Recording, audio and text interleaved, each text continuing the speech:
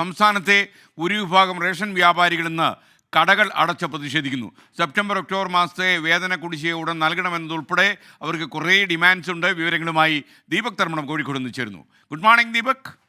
Ration കടക്കാർ കലിപ്പിലാണ്, എന്നാൽ ഒരു സംഘം റേഷൻ കടക്കാർ ഇന്ന് സമരത്തിലല്ല.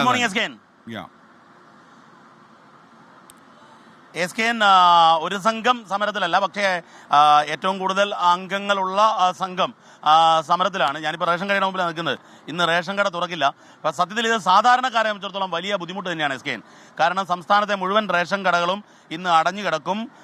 പൂർണ്ണമായും വിതരണം നിർത്തിവെക്കുന്ന രീതിയിലാണ് സമരം. ഇതിൽ പ്രധാനപ്പെട്ട കാരണം ഒന്ന്, കോവിഡ് കാലത്തെ കമ്മീഷൻ നൽകിയില്ല എന്നുള്ളതാണ്.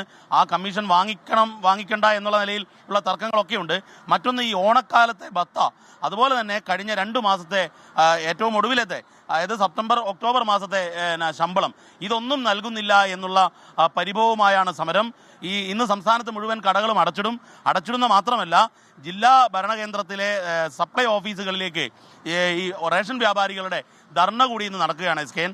ഇവർ സ്ഥിരമായിട്ട്, നമുക്കറിയാവുന്നതാണ്, മുഹമ്മദ് അലി അവരുടെ ജനറൽ സെക്രട്ടറിയാണ്. ഇവരൊക്കെ സ്ഥിരമായി സർക്കാരുമായി ബന്ധപ്പെട്ട് ആവശ്യങ്ങൾ നേടിയെടുക്കാൻ വേണ്ടി സമരം നടത്തുന്നവരാണ്. അല്പം മുമ്പ് അദ്ദേഹത്തോട് സംസാരിച്ച സമയത്ത് പറഞ്ഞത്, ധനമന്ത്രി തീരെ സഹകരിക്കുന്നില്ല, കെ എൻ ബാലഗോപാൽ കുടിശ്ശിക നൽകാൻ വേണ്ടി ഒരു നടപടിയും സ്വീകരിക്കുന്നില്ല, അത് ദുഃഖകരമാണ് എന്നുള്ളതാണ്.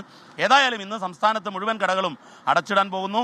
മറ്റൊന്ന്, ജില്ലാ സിവിൽ സപ്ലൈ ഓഫീസിലേക്ക്, താലൂക്ക് സപ്ലൈ ഓഫീസിലേക്കുമുള്ള ധർണകൾ, സമരങ്ങൾ നടക്കുകയാണ് എസ് കെ എൻ.